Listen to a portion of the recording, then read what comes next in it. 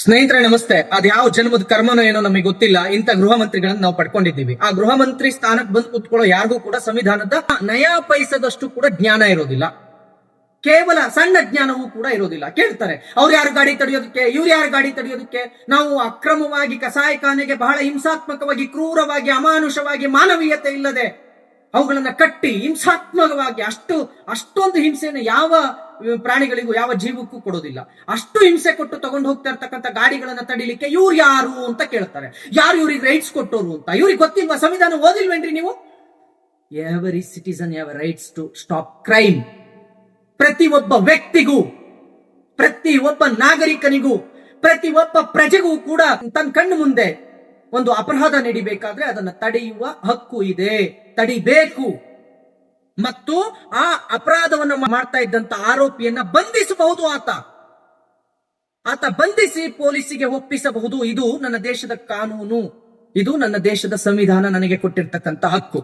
ಕೇಳ್ತಿರಲ್ರಿ ಗೃಹ ಮಂತ್ರಿಗಳೇ, ಪ್ರಿಯಾಂಕಾ ಖರ್ಗೆ ಅವರೇ, ನಿಮಗೆ ಯಾರು ರೈಟ್ಸ್ ಕೊಟ್ಟಿದ್ದು ಅಂತ ಕೇಳ್ತಿರಲ್ಲ? ಸಂವಿಧಾನ ಓದಿಲ್ವಾ? ಜಾರಿಗೆ ತಗೊಬನ್ರಿ. ಅಲ್ಲೆಲ್ಲ ಕುತ್ಕೊಂಡು ಹೇಳ್ತಿರಲ್ಲ, ನಾವು ಕ್ರಮ ಜರುಗಿಸ್ತೀವಿ, ಕಟ್ಟುನಿಟ್ಟಿನ ಕ್ರಮ ಜರುಗಿಸ್ತೀವಿ ಅಂತ. ಇದನ್ನ ಜರುಗಿಸ್ರಿ ಕ್ರಮನ. ನಾಳೆಯಿಂದ ನಾವು ಫುಲ್ ಟೈಟ್. ಏನ್ ಟೈಟ್? ಪ್ರತಿ ತಾಲೂಕಿನಲ್ಲಿ 10 ಕಸಾಯಿಖಾನೆಗಳಿದಾವೆ. ಸಂವಿಧಾನ ಮತ್ತು ಕಾನೂನನ್ನ ರಕ್ಷಣೆ ಮಾಡೋದು ನಿಜನೇ ಆದ್ರೆ, ನನ್ನಂತ ಪುನೀತ್ ಕೆರೆಳಿಗಳು ಪ್ರತಿ ತಾಲೂಕಿನಲ್ಲಿ, ಪ್ರತಿ ಹಳ್ಳಿ ಹುಟ್ಟಬಾರ್ದು ಅನ್ನೋದಾದ್ರೆ ಈ ಸಂವಿಧಾನ ಮತ್ತು ಕಾನೂನನ್ನ ನೀವು ಪಾಲನೆ ಮಾಡಿ. ಬರೀ RSS ಬಗ್ಗೆ ಮಾತಾಡ್ಕೊಂಡು ಕುತ್ಕೊಳ್ಳೋದಲ್ಲ. ಮಾತೆತ್ತಿದ್ರೆ RSS, ಅದ್ರ ಬದಲು ನೀವು ಪೊಲೀಸ್ನವ್ರಿಗೆ ಹೇಳಿ, ಒಂದು ಕಸಾಯಿಖಾನೆ ಇರಬಾರ್ದು ನಿಮ್ಮ ವ್ಯಾಪ್ತಿಯೊಳಗೆ ಅಂತ ಪ್ರತಿ SP ಹೇಳ್ರಿ. ಪುನೀತ್ ಕೆರೆಳಿ ಬರ್ಬೇಕಾ ಕಸಾಯಿಖಾನೆಗಳನ್ನ ಬಂದ್ ಮಾಡಿಸೋದಕ್ಕೆ? ಅಥವಾ ಅದನ್ನ ಸಮಾಜಕ್ಕೆ ತೋರಿಸೋದಕ್ಕೆ ನಾನು ಬರ್ಬೇಕಾ? ಎಲ್ಲಿದೆ ಅಂತ ಕೇಳ್ತೀರಾ? ಸಂವಿಧಾನದಲ್ಲಿ ಎಲ್ಲಿದೆ ಗೊತ್ತಾ ನಿಮಗೆ? ನಾನು ತೋರಿಸ್ಲಾ? ಬನ್ನಿ, ನಾನು ತೋರಿಸ್ತೀನಿ. ಪ್ರಿಯಾಂಕಾ ಖರ್ಗೆ ಅವರೇ, ಭಾರತದ ಸಂವಿಧಾನ ಇದು. ಮೊದಲು ಈ ಸಂವಿಧಾನವನ್ನ ನೀವು ಏನ್ ಕಿಸೆಯಲ್ಲಿ ಇಟ್ಕೊಂಡು ಓಡಾಡ್ತಾ ಇದೀರಲ್ಲ, ಅದನ್ನ ಬಿಟ್ಟು ಈ ಭಾರತದ ಸಂವಿಧಾನವನ್ನ ತಗೊಂಡು ಪ್ರತಿಯೊಬ್ಬ SP ಅವ್ರ ಕೈಲಿ, DCP ಅವ್ರ ಕೈಲಿ, ಮತ್ತೆ ನಿಮ್ ಕಮಿಷನರ್ ಅವ್ರ ಕೈಲಿ ಕೊಡಿ ಇದನ್ನ. ಮತ್ತೆ ಯಾವನೋ ಕೇಳ್ತಾನಲ್ಲ, ಗೋವನ್ ರಾಷ್ಟ್ರೀಯ ಪ್ರಾಣಿ ಮಾಡಿ ಅಥವಾ ಗೋ ಯಾರು ಹೇಳಿದ್ದು ನಿಮಗೆ, ಅಲ್ಲಿ ಹೋಗಿ ಕೊಡೋಕೆ ಹೇಳಿ. ಪ್ರತಿಯೊಬ್ಬನಿಗೂ ಯಾವನ್ ಪ್ರಶ್ನೆ ಮಾಡ್ತಾನೆ ಅವನಿಗೆ. ಇದು ಭಾರತದ ಸಂವಿಧಾನದ ಪ್ರತಿ. ಈ ಭಾರತದ ಸಂವಿಧಾನದ ಪ್ರತಿಯಲ್ಲಿ ಗೋಹತ್ಯೆಯನ್ನು ನಿಷೇಧಿಸಬೇಕು ಅಂತ ಹೇಳಿ ಬಾಬಾ ಸಾಹೇಬ್ ಅಂಬೇಡ್ಕರ್ ಅವರಲ್ವಾ ಸಂವಿಧಾನ ಬರೆದಿದ್ದು? ನೋಡಿ, ಇಲ್ಲಿ ಬರೆದಿದ್ದಾರೆ. ಆರ್ಟಿಕಲ್ 48, ಸಂವಿಧಾನದ ಆರ್ಟಿಕಲ್ 48 ನಲ್ಲಿ ಏನಂತ ಬರೆದಿದ್ದಾರೆ? ಕೃಷಿ ಮತ್ತು ಪಶುಸಂಗೋಪನೆಯ ಸಂಘಟನೆ. ರಾಜ್ಯವು ಕೃಷಿಯನ್ನು ಮತ್ತು ಪಶು ಸಂಗೋಪನೆಯನ್ನು ಆಧುನಿಕ ಮತ್ತು ವೈಜ್ಞಾನಿಕ ರೀತಿಯಲ್ಲಿ ಸಂಘಟನೆಗೊಳಿಸುವುದಕ್ಕಾಗಿ ಪ್ರಯತ್ನಿಸತಕ್ಕದ್ದು ಮತ್ತು ವಿಶೇಷವಾಗಿ ತಳಿಗಳನ್ನು ಸಂರಕ್ಷಿಸಿ ಸುಧಾರಣೆಗೊಳಿಸುವುದಕ್ಕಾಗಿ ಹಸುಗಳ ಮತ್ತು ಕರುಗಳ ಹಾಗೂ ಇತರ ಹಾಲು ಕೊಡುವ ಮತ್ತು ಭಾರ ಎಳೆಯುವ ಜಾನುವಾರುಗಳ ವಧೆಯನ್ನು ನಿಷೇಧಿಸುವುದಕ್ಕಾಗಿ ಕ್ರಮ ಕೈಗೊಳ್ಳತಕ್ಕದ್ದು. ಇದನ್ನ ಸಂವಿಧಾನದ ಆರ್ಟಿಕಲ್ 48 ನಲ್ಲಿ ಬರೆಯಲಾಗಿದೆ. ಪುನೀತ್ ಕೆರೆಳ್ಳಿ ಹೇಳ್ತಾ ಇರೋದಲ್ಲ, RSS ಹೇಳ್ತಾ ಇರೋದಲ್ಲ. ಬೆಳಗ್ಗೆ ಎದ್ರೆ RSS ಬಗ್ಗೆ ಮಾತಾಡ್ತಿರಲ್ಲ, ಇದು RSS ಬರ್ದಿರೋದಲ್ಲ. ಬಾಬಾ ಸಾಹೇಬ್ ಅಂಬೇಡ್ಕರ್ ಅವರು ಸಂವಿಧಾನದ ಆರ್ಟಿಕಲ್ 48 ಬರ್ದಿರೋದು. ಇದ್ರ ಪ್ರಕಾರ ಕರ್ನಾಟಕ ಆಕ್ಟ್ ಏನು, ಕರ್ನಾಟಕದಲ್ಲಿ ನಿಮ್ಮ ಪ್ರಜಾಪ್ರಭುತ್ವದಲ್ಲಿ, ನಿಮ್ಮ ಪ್ರಜಾಪ್ರಭುತ್ವ ಏನಿದೆ, ಅದರಲ್ಲಿ ವಿಧಾನಸೌಧದಲ್ಲಿ ಎಲ್ಲಾ ಶಾಸಕರುಗಳು ಸೇರಿ ತಂದಿರತಕ್ಕಂತ ಅಮೆಂಡ್ಮೆಂಟ್ ಇದು. ಏನಿದು? The Karnataka prevention of slaughter and provision cattle act 2020. ಇದನ್ನು ಕೂಡ ಜಾರಿಗೆ ತರಬೇಕು. ತೋರಿಸಿ ಇದನ್ನ ಫಸ್ಟ್. ಅಷ್ಟೇ ಅಲ್ಲ, ಯಾರು ಕೊಟ್ಟಿದ್ದು ನಿಮಗೆ ಹಕ್ಕನ್ನ ಬಂಧಿಸ್ಲಿಕ್ಕೆ? ಯಾರು ಕೊಟ್ಟಿದ್ದು ನಿಮ್ಮ ಹಿಡಿಲಿಕ್ಕೆ? ಯಾರು ಹೇಳಿದ್ದು ನಿಮಗೆ ಗಾಡಿ ತಡಿಲಿಕ್ಕೆ ಅಂತ ಹೇಳ್ತಿರಲ್ಲ? ಇದು BNSS, ಭಾರತೀಯ ನಾಗರಿಕ ಸುರಕ್ಷಾ ಸಂಹಿತೆ ಅಂತ ಇದೆ. ಓದ್ಕೊಳ್ಳಿ ಇದನ್ನ ಫಸ್ಟ್. ಈ BNSS ಅಡಿಲಿ ಎಲ್ಲಿದೆ ರೈಟ್ಸ್ ಅಂತ ನೀವು ಕೇಳ್ಬೋದು. ಓದಕ್ ಬರ್ಲಿಲ್ಲ ಅಂದ್ರೆ ಪ್ರಿಯಾಂಕಾ ಖರ್ಗೆ ಅವರ ಸ್ವಲ್ಪ ಓದ್ಕೋಬೇಕು, ತಿಳ್ಕೋಬೇಕು. ಆಮೇಲೆ ಬಂದು ಅಲ್ಲಿ ಕೋಟು ಬುಟ್ಟು ಹಾಕೊಂಡು ಕುತ್ಕೋಬೇಕು. ಸುಮ್ನೆ ಪ್ರಶ್ನೆ ಮಾಡೋದಲ್ಲ. ನಿಮಗೆ ಯಾರು ರೈಟ್ಸ್ ಕೊಟ್ಟಿದ್ದು, ನೀವ್ ಯಾರು ಗಾಡಿ ತಡಿಲಿಕ್ಕೆ ಅಂತ? ಸಂವಿಧಾನ ಮತ್ತು ಕಾನೂನು ಕೊಟ್ಟಿರೋ ರೈಟ್ಸ್ ನಲ್ಲಿ ಕೆಲಸ ಮಾಡ್ತಾ ಇರೋದು ನಾವು. ಸೆಕ್ಷನ್ 40, ಖಾಸಗಿ ವ್ಯಕ್ತಿಯಿಂದ ದಸ್ತಗಿರಿ. ಇದು CRPC 42 ನಲ್ಲಿ ಇತ್ತು. ಈಗ BNSS ಆದ್ಮೇಲೆ 40 ಬಂದಿದೆ. ಖಾಸಗಿ ವ್ಯಕ್ತಿ ಅಂದ್ರೆ ಪುನೀತ್ ಕೆರೆಳ್ಳಿ ಆಗಿರ್ಬೋದು, XYZ ಗೋಪಿಗೌಡ ಆಗಿರ್ಬೋದು, ಅಥವಾ ಮತ್ತೆ ಯಾರೇ ಆಗಿರ್ಬೋದು, ಯಾವುದೇ ಖಾಸಗಿ ವ್ಯಕ್ತಿಯು ಅಪರಾಧವನ್ನು ತನ್ನ ಮುಂದೆ ಮಾಡಿದ ಅಥವಾ ಘೋಷಿತ ಅಪರಾಧಿಯನ್ನು ದಸ್ತಗಿರಿ ಮಾಡಬಹುದು, ಮೀನ್ಸ್ ಅರೆಸ್ಟ್ ಮಾಡಬಹುದು ಅಥವಾ ವಶಕ್ಕೆ ತಗೋಬಹುದು. ಆದರೆ ಅನವಶ್ಯಕ ವಿಳಂಬವಿಲ್ಲದೆ, ತಡ ಮಾಡದೆ ಆ ವ್ಯಕ್ತಿಯನ್ನ ಪೊಲೀಸ್ ಅಧಿಕಾರಿಗೆ ಒಪ್ಪಿಸಬೇಕು.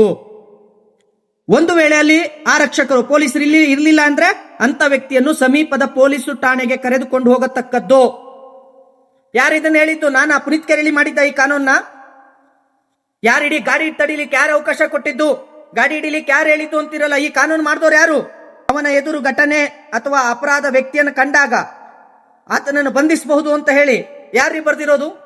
ನಾವು ಸಂವಿಧಾನ ಏನ್ ಹೇಳಿದ್ಯೋ ಅದನ್ನ ಪಾಲಿಸಿದ್ರೆ ಅದು ನಿಮಗೆ ನೈತಿಕ ಪೊಲೀಸ್ಗಿರಿ ಅನ್ಸುತ್ತಾ? ನನ್ನ ಕಣ್ಣು ಮುಂದೆ ಒಂದು ಅಪರಾಧ ನಡೀತಾ ಇದೆ, ಆ ಅಪರಾಧವನ್ನ ಪೊಲೀಸಿಗೆ ಫೋನ್ ಮಾಡ್ತೀವಿ, ಫಸ್ಟ್ 112 ಫೋನ್ ಮಾಡ್ತೀವಿ, ಸ್ಪಾಟಿಗೆ ಪೊಲೀಸ್ ಕರ್ಸ್ಕೊತೀವಿ, ಆ ಗಾಡಿನ ತಡಿತೀವಿ, ಅದರಲ್ಲಿ ಇರ್ತಕ್ಕಂಥ ಆರೋಪಿಗಳನ್ನ ಪೊಲೀಸರಿಗೆ ಇಟ್ಕೊಳ್ಳಿ ಅಂತ ಹೇಳ್ತೀವಿ. ಯಾವ್ದು ತಪ್ಪು ಇದ್ರಲ್ಲಿ? ಯಾವ್ದ್ರಲ್ಲಿ ತಪ್ಪು ಇದ್ರಲ್ಲಿ? ಮಾಸ್ತಿಲಿ ಕಸಾಯಿಖಾನೆ ನಡೀತಾ ಇದ್ರೆ ಅದು ಸಂವಿಧಾನ ಬಾಹಿರವಾಗಿ, ಕಾನೂನು ಬಾಹಿರವಾಗಿ ನಡೀತಾ ಇರುತ್ತೆ. ಅದನ್ನ ಪ್ರಶ್ನೆ ಮಾಡೋ ಹಕ್ಕನ್ನ ಸಂವಿಧಾನ ನನಗೆ ಕೊಟ್ಟಿದೆ. ಅವನು ಯಾರು ಕೇಳೋದಕ್ಕೆ ಅಂತ ಕೇಳ್ತಿರಲ್ಲ. ನಾಚಿಕೆ ಆಗೋದಿಲ್ಲ ನಿಮಗೆ? ಯಾವುದೇ ಕಸಾಯಿಖಾನೆ ಎಲ್ಲೇ ನಡೀತಾ ಇರಲಿ ಅದನ್ನ ಹೋಗಿ ತಡೆದು ಪೊಲೀಸರಿಗೆ ತಿಳಿಸುವ ಹಕ್ಕು ನನಗಿದೆ, ನಾನು ಮಾಡ್ತೀನಿ. ಯಾರು ಯು ಯಾರು ಅಂತ ಕೇಳುವವರು ಸಂವಿಧಾನಕ್ಕೆ ಅಗೌರವ ಮಾಡದಂತೆ ಹೇಳಿ. ಅವರಿಗೆ ಯಾರ್ಯಾರು ಕೇಳ್ತಿದ್ದಾರೋ ಅವ್ರಿಗೆಲ್ಲರಿಗೂ ಹೇಳಿ, ಸಂವಿಧಾನದಲ್ಲಿ ಇದೆ. ಪುನೀತ್ ಕೆರೆಯಲ್ಲಿ ಮಾಡ್ತಾ ಇರೋದು ಸಂವಿಧಾನವಾಗಿ. ಇದೇ ಸಂವಿಧಾನ ಏನ್ ಹೇಳಿತೋ ನಾನು ಓದ್ಕೊಂಡಿದ್ದೀನಿ. ನಿಮ್ ತರ ಕುತ್ಕೊಂಡು ಬರೀ ಕಿಸೆಯಲ್ಲಿ ಇಟ್ಕೊಂಡಿಲ್ಲ, ಸಂವಿಧಾನವನ್ನ ನಾನು ಪ್ಯಾಕೆಟ್ ಅಲ್ಲಿ ಇಟ್ಕೊಂಡಿಲ್ಲ. ಭಾರತೀಯ ನಾಗರಿಕ ಸಂರಕ್ಷಣಾ ಇದನ್ನು ಓದ್ಕೊಂಡಿದ್ದೀನಿ ನಾನು, ಸಂರಕ್ಷಣಾ ಸಮಿತಿಯನ್ನು ಓದ್ಕೊಂಡಿದ್ದೀನಿ ನಾನು. ಅದ್ರ ಪ್ರಕಾರ ಕೆಲಸ ಮಾಡ್ತಾ ಇದ್ದೀನಿ. ಕ್ಯಾಟಲ್ ಆಕ್ಟ್ 2020 ಕ್ಯಾಟಲ್ ಆಕ್ಟ್ ಬಂತು, ಅದ್ರ ಪ್ರಕಾರ ಮಾಡ್ತಾ ಇದ್ದೀನಿ. ಇವೆಲ್ಲ ಹೊರತಾಕ್ಬಿಡ್ರಿ, ನಿಮ್ ಕೈಲಿ ಆಗುತ್ತೇನ್ರಿ ಹೊರತಾಕಿ ಇವನ್ನ? ಇದನ್ನ ಬೇಡ ಅಂತ ಹೇಳ್ಬಿಡ್ರಿ. ಇದ್ರಲ್ಲಿ ಇರ್ತಕ್ಕಂಥ ಅಳಿಸ್ರಿ, ಸಂವಿಧಾನದಲ್ಲಿ ಅದನ್ನ ತೆಗೆದು ಬಿಡಿ. ನಾನು ಯಾಕೆ ಮತ್ತೆ ಬಡ್ಕೊಳ್ಳಿ? ಸಂವಿಧಾನದಲ್ಲಿ ಇಲ್ಲ ಅಂದ್ರೆ ನಾನು ಯಾಕೆ ಬಂದಲ್ಲಿ ತಡಿತೀನಿ? ಸಂವಿಧಾನ ತತ್ವವಾಗಿ ನಾವು ನಡ್ಕೊಂಡ್ರೆ ತಪ್ಪು. ನೀವ್ ಹೇಳ್ತೀರಿ ಯಾರು ಇವ್ರು ತಡೆಯೋದಕ್ಕೆ? Every citizen have a rights. ಪ್ರತಿಯೊಬ್ಬ ಭಾರತೀಯ ನಾಗರಿಕನಿಗೂ, ಭಾರತೀಯ ಪ್ರಜೆಗೂ ಹಕ್ಕಿದೆ. ಎಲ್ಲೇ ಅಪರಾಧ ನಡೀತಾ ಇದ್ರು ತಡಿಬೇಕು. ಆರೋಪಿಯನ್ನ ಹಿಂಸಿಸದೆ, ತಡ ಮಾಡದೆ ಪೊಲೀಸರಿಗೆ ಒಪ್ಪಿಸ್ಬೇಕು. ಅದೇ ಕೆಲಸ ನಾವು ಮಾಡ್ಕೊಂಡು ಬಂದಿರೋದು, ಅದೇ ಕೆಲಸವನ್ನ ನಾವು ಮಾಡ್ಕೊಂಡು ಬರ್ತಾ ಇರೋದು. ಕಾನೂನನ್ನ ದುರ್ಬಳಕೆ ಮಾಡ್ಕೊಂಡು ಸ್ಥಳದಲ್ಲಿ ಇಲ್ಲದೆ ಇರೋರ್ ಕೈಲಿ ನಮ್ಮ ಮೇಲೆ ಸುಳ್ಳು ಕಂಪ್ಲೇಂಟ್ ಕೊಟ್ಟು FIR ಮಾಡಿಸ್ತಾ ಇರೋದು ನೀವು. ಸಂವಿಧಾನ ಏನ್ ಹೇಳುತ್ತೋ ಅದನ್ನ ನೀವು ನಿಮ್ಮ ಪೊಲೀಸ್ನವ್ರು ಮಾಡಿದ್ರೆ ನಾವ್ಯಾಕ್ರಿ ಬರ್ತೀವಿ ಅಲ್ಲಿಗೆ? ನಾವ್ಯಾಕೆ ಬರ್ತೀವಿ ಅಲ್ಲಿಗೆ? ನಿಮ್ ಕಣ್ಣಿಗೆ ಕಾಣದೆ ನಡೆಯುತ್ತಾ ಅದೆಲ್ಲ? ನಿಮ್ ಕಣ್ಣಿಗೆ ಕಂಡ್ರು ಕೂಡ ಹೆಂಜಲ ಕಾಸಿಗೆ ಆಸೆ ಪಡುವಂತ ಆ ಅಧಿಕಾರಿಗಳಿಗೆ ಹೇಳಿ, ಹೆಂಜಲ ಕಾಸಿಗೆ ಆಸೆ ಪಡದೆ ಕೆಲಸ ಮಾಡಿ ಅಂತ. ಪ್ರತಿ ಟ್ರಾನ್ಸ್ಫರ್ಗೆ ಇಷ್ಟು ಅಂತ ದುಡ್ಡು ತಗೊಂಡು ಮ್ಯಾಲ್ ಕುತ್ಕೊಳ್ಳೋರು ನೀವು, ಪ್ರತಿ ಟ್ರಾನ್ಸ್ಪೋರ್ಟ್ ಅವ್ರ ಹತ್ರ ದುಡ್ಡು ತಗೊಂಡು ಆ ಸೀಟಲ್ಲಿ ಕುತ್ಕೊಳ್ಳೋ ಅವರು. ನೀವುಗಳೆಲ್ಲ ಹಿಂಗಿದ್ದು ಭ್ರಷ್ಟಾಚಾರ ಮಾಡಿನೇ ನನ್ನ ದೇಶ ಇವತ್ತು ಈಗ ಬಂದಿರೋದು. ನಾವೆಲ್ಲ ಕಮ್ಯುನಲ್ ಆಂಗಲ್ ಕೊಡ್ತಾ ಇರೋದು, ನೀವು ಕಮ್ಯುನಲ್ ಆಂಗಲ್ ಕೊಡ್ತಾ ಇರೋದು. ನಾವು ಗೋರಕ್ಷಣೆಯನ್ನ ಸಂವಿಧಾನದತ್ತವಾಗಿ ಮಾಡಿದ್ರೆ, ಸಂವಿಧಾನದಲ್ಲಿ ಹೇಳಿರೋದನ್ನ ಗೋರಕ್ಷಣೆಯನ್ನು ನಾವು ಮಾಡಿದ್ರೆ ಅದನ್ನ ಕಮ್ಯುನಲ್ ಆಂಗಲ್ ನೀವು ಯಾಕೆ ಕೊಡ್ತೀರಾ? ಅಕ್ರಮವಾಗಿ ಕಸಾಯಿಖಾನೆ ನಡೀಬಾರ್ದು ಅಂತ ಹೇಳೋದು ಸಂವಿಧಾನ ಮತ್ತು ಕಾನೂನು. ನಾವು ಅದನ್ನ ತಡೆದ್ರಾಗ ಕಮ್ಯುನಲ್ ಆಂಗಲ್ ಕೊಡೋದು ನೀವು, ನಾವಲ್ಲ. ನೀವು ಕಮ್ಯುನಲ್ ಆಂಗಲ್ ಕೊಡೋದು. ಮೊದಲು ಹೌದು ಕಸಾಯಿಖಾನೆ ನಡೀಬಾರ್ದು ಅಂತ ಹೇಳಿ ಇವತ್ತು ಬನ್ರಿ ಚಾಮರಾಜಪೇಟೆ ಒಳಗೆ ಗಲ್ಲಿ ಒಳಗೆ ಗೋಮಾಂಸವನ್ನು ಮಾರ್ತಾರೆ, ತಡೀರಿ ನೋಡೋಣ. ನಿಮ್ಮ ಅಧಿಕಾರಿಗಳು ತಡೆದ್ರೆ ನಾವ್ಯಾಕೆ ಬರ್ತೀವಿ? ಕರ್ನಾಟಕದ ತುದಿ ಬೀದರ್ನಿಂದ ಹಿಡಿದು ಕೆಳಗಡೆ ಚಾಮರಾಜನಗರದವರೆಗೆ ಯಾವ ಡಿಸ್ಟ್ರಿಕ್ಟ್ ನಲ್ಲಿ, ಯಾವ ತಾಲೂಕಿನಲ್ಲಿ ಕಸಾಯಿಖಾನೆ ನಡೀತಿಲ್ಲ ಹೇಳಿ ನೋಡೋಣ. ತಾಕತ್ತಿದ್ರೆ ನೀವು ಒಂದು ಘೋಷಣೆ ಮಾಡಿ. ನನ್ನ ಕಲಬುರಗಿ ಒಳಗೆ ಪ್ರಿಯಾಂಕಾ ಖರ್ಗೆ ಅವರೇ ಒಂದೇ ಒಂದು ಘೋಷಣೆ ಮಾಡಿ, ನನ್ನ ಕಲಬುರಗಿ ಒಳಗೆ ಒಂದೇ ಒಂದು ಕಸಾಯಿಖಾನೆ ಇಲ್ಲ ಅಂತ ಘೋಷಣೆ ಮಾಡಿ ನೋಡೋಣ. ನಾನು ತೋರಿಸ್ತೀನಿ ಗಲ್ಲಿ ಒಳಗಡೆ ಅಕ್ರಮವಾಗಿ ಕಸಾಯಿಖಾನೆ ನಡೆಯೋದಕ್ಕೆ. ನಿಮ್ಮ ತಾಲೂಕಿನಲ್ಲಿ, ನಿಮ್ಮ ಸುಕ್ಷೇತ್ರದಲ್ಲೇ ನೀವೇ ಬಿಟ್ಕೊಂಡಿದ್ದೀರಿ, ಮತ್ತೆ ಕಾನೂನು ಸಂವಿಧಾನವನ್ನು ಮಾತಾಡ್ತೀರಿ. ನಾಚಿಕೆ ಆಗ್ಬೇಕು ನಿಮ್ಮೆಲ್ಲರಿಗೂ. ಈ ದೇಶ ಆಳುವ ಅಥವಾ ಈ ರಾಜ್ಯವನ್ನು ಆಳುವ ಗೃಹ ಮಂತ್ರಿಗಳು ನೀವು. ನನ್ನ ಕಣ್ಣು ಮುಂದೆ ಗೋಹತ್ಯೆ ನಡೆದ್ರೆ ಅದನ್ನ ನಾನು ತಡಿತೀನಿ. ಎಲ್ಲಿವರೆಗೂ ಈ ಕಾನೂನು ಇರುತ್ತೋ ಆ ಕಾನೂನು ಇರುವವರೆಗೂ ನಾನು ಈ ಕೆಲಸವನ್ನು ಮಾಡಿಯೇ ಮಾಡ್ತೇನೆ. ಗೋಹತ್ಯೆ ನಿಷೇಧ ಕಾಯ್ದೆ ಇದೆಯೋ, ಈ ಕಾಯ್ದೆ ಇರೋವರೆಗೂ ನಾನು ಗೋಹತ್ಯೆ ನಿಷೇಧದ ವಿರುದ್ಧ ಹೋರಾಟ ಮಾಡ್ತೀನಿ. ಎಲ್ಲಿವರೆಗೂ ಈ ಸಂವಿಧಾನದಲ್ಲಿ ಆರ್ಟಿಕಲ್ 48 ಇರುತ್ತೋ ಅಲ್ಲಿವರೆಗೂ ನಾನು ಈ ಹೋರಾಟವನ್ನು ಮಾಡ್ತೇನೆ. ಸಾಧ್ಯ ಆದ್ರೆ ನಾನು ಹೋರಾಟ ನಿಲ್ಸಕ್ ಹೋಗ್ಬೇಡಿ. ಈ ಸಂವಿಧಾನದಲ್ಲಿ ಇರ್ತಕ್ಕಂಥ ಆರ್ಟಿಕಲ್ ತೆಗೆದಾಕಿ ನೋಡೋಣ. ಹಂಗಾದ್ರೆ ಈ ಸಂವಿಧಾನ ಬರ್ತಿರೋದು ನಾಗರಿಕರು ಅನುಸರಿಸಲಿ ಅಂತಾನೋ ಪಕ್ಕಕ್ಕೆ ಇಡ್ಲಿ ಅಂತಾನೋ? ಬರೀ ಓದಿ ಸುಮ್ಮನೆ ಆಗ್ಬೇಕಾ ನಾನು? ಆದ್ರೆ ಆ ಸಂವಿಧಾನ ಹೇಳ್ದಂತೆ ನಡ್ಕೋಬೇಕಾ ನಾನು? ನಾಚಿಕೆ ಆಗ್ಬೇಕು ನಿಮ್ಮೆಲ್ಲರಿಗೂ, ನಾಚಿಕೆ ಆಗ್ಬೇಕು. ನಾನು ಪ್ರತಿಯೊಬ್ಬರಿಗೂ ಹೇಳ್ತಾ ಇದ್ದೀನಿ, ಸಂವಿಧಾನ ಹೇಳಿದಂತೆ ನಡ್ಕೊಳ್ಳಿ, ಸಂವಿಧಾನ ಹೇಳಿದಂತೆ ಪಾಲಿಸಿ. ಭಾರತೀಯ ನಾಗರಿಕ ಸಂರಕ್ಷಣಾ ಸಮಿತಿ ಏನು ಸಂಹಿತೆ ಹೇಳುತ್ತೆ, ಈ ಸಂಹಿತೆ ಹೇಳಿದಂತೆ ನೀವು ನಡ್ಕೊಳ್ಳಿ. ಸಂವಿಧಾನ ಹೇಳಿದಂತೆ ನೀವು ನಡ್ಕೊಳ್ಳಿ.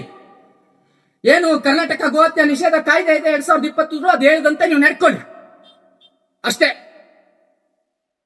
ಯಾವುದೇ ಹಿಂದೂ ಕಾರ್ಯಕರ್ತರಿಗೆ ನಾನು ಮತ್ತೆ ಹೇಳ್ತಾ ಇದ್ದೇನೆ, ನೀವು ಓದಿ, ಇದನ್ನ ಓದ್ಬೇಕು. ಭಾರತೀಯ ಸಂರಕ್ಷಣಾ ಸಮಿತಿ ಏನಿದೆ BNSS ನ ನೀವು ಓದ್ಕೋಬೇಕು. ಕ್ಯಾಟಲ್ ಆಕ್ಟ್ ನೀವು ಓದ್ಕೋಬೇಕು.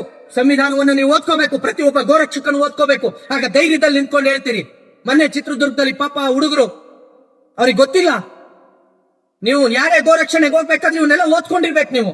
ಹಾಗೆ ಯಾರು ಬಂದ್ರು ಉತ್ತರ ಕೊಡ್ಬೋದು ನಾವು. ಪ್ರಿಯಾಂಕಾ ಖರ್ಗೆ ಅವರೇ, ಈ ಸವಾಲ್ ಕೊಡ್ತಾನೆ, ಸ್ವೀಕರಿಸೋದಕ್ಕೆ ನಿಮಗೆ ಸಾಧ್ಯ ಇದೆಯಾ? ಗೃಹ ಮಂತ್ರಿಗಳೇ, ನಿಮ್ಮ ಲಿಮಿಟ್ಸ್ ಇಡೀ ಕರ್ನಾಟಕ ಆಗಿದೆ.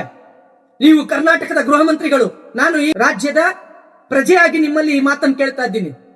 ಕಸಾಯಿಖಾನೆಗಳನ್ನ ಬಂದ್ ಮಾಡಿಸೋ, ಅಕ್ರಮವಾಗಿ ಕಾನೂನು ಬಾಹಿರವಾಗಿ ನಡೀತಾ ಇರ್ತಕ್ಕಂಥ ಕಸಾಯಿಖಾನೆಗಳನ್ನ ಬಂದ್ ಮಾಡಿಸಿ ಕರ್ನಾಟಕದಲ್ಲಿ ಶಾಂತಿ ಸುವ್ಯವಸ್ಥೆನ ಕಾಪಾಡೋ ತಾಕತ್ತು ನಿಮಗಿದೆಯಾ? ನಿಮಗಿದ್ರೆ ಹೇಳಿ. ಪ್ರತಿ ಒಂದನ್ನು ನಿಮ್ಮ ಆಫೀಸಿಗೆ ತಗೊಬಂದು ಲೊಕೇಶನ್ ಸಮೇತ ಕೊಡ್ತೀನಿ ನಾನು. ತಾಕತ್ತಿದ್ರೆ ಸ್ವೀಕರಿಸಿ. ಸುಮ್ಮನೆ RSS ಬಗ್ಗೆ ಯಾಕೆ ಮಾತಾಡ್ತೀರಿ? ಕೋಮು ಬೀಜ ಅಂತ. RSS ಯಾವತ್ತು ನಮಗೆ ದ್ವೇಷವನ್ನು ಕಲ್ಸ್ಕೊಡ್ಲಿಲ್ಲ. ಸಂವಿಧಾನದಂತೆ ನಡ್ಕೊಳ್ಳಿ ಅಂತ ಹೇಳ್ತು ನಾವು ಸಂವಿಧಾನದಂತೆ ನಡ್ಕೊಳ್ತಾ ಇದೀವಿ. ನೀವು ಸಂವಿಧಾನದಂತೆ ನಡ್ಕೊಳ್ಳೋದೇ ಆದ್ರೆ, ನೀವು ಸಂವಿಧಾನವನ್ನು ಪಾಲಿಸೋದೇ ಆದ್ರೆ ಬನ್ನಿ ನಾವೆಲ್ಲರೂ ಸೇರ್ಕೊಳ್ಳೋಣ. ಎಲ್ಲೆಲ್ಲಿ ಈ ಕಾನೂನು ಬಾಹಿರವಾಗಿ ಕಸಾಯಿಖಾನೆ ನಡೀತಾ ಇದ್ದು ಅದನ್ನೆಲ್ಲ ಬಂದ್ ಮಾಡಿಸೋಣ. ಸಮಾಜದಲ್ಲಿ ಶಾಂತಿ ತಾನೇ ನೆಲೆಸುತ್ತೆ. ಬರ್ತೀರಾ? ಮತ್ತೆ ಡೊಂಗಿ ನಾಟಕ, ರಾಷ್ಟ್ರೀಯ ಪ್ರಾಣಿ ಮಾಡಿ. ಕಾನೂನು ಇದೆ ಅಲ್ರಿ, ಹೊಸ ಕಾನೂನು ಬೇಕಾ? ಸಂವಿಧಾನದಲ್ಲಿ ಬರ್ತಿದ್ದಾರೆ, ಹೊಸ ಕಾನೂನು ಬೇಕಾ? ಕ್ಯಾಟಲ್ ಆಕ್ಟ್ ಇದೆ, ಹೊಸ ಕಾನೂನು ಬೇಕಾ? ಹೇಳ್ತಾರ, ಮುಂಬಾಗ್ಲಲ್ಲಿ ರಾಷ್ಟ್ರೀಯ ಪ್ರಾಣಿ ಮಾಡಿ ಅನ್ನೋದು, ಹಿಂಬಾಗ್ಲಲ್ಲಿ ಕಸಾಯಿಖಾನೆ ನೀವೇ ಬಲಿ ಕೊಡೋದು, ಕತ್ತರಿಸೋದು. ಸಂರಕ್ಷಣೆ ಮಾಡಬೇಕು ಅಂತ ಹೇಳಿ ರಾಜ್ಯ ಸರ್ಕಾರ ಕೇಳಿರೋದು ಸಂವಿಧಾನ. ಸಂರಕ್ಷಣೆಯನ್ನ ನೀವು ಮಾಡಿ.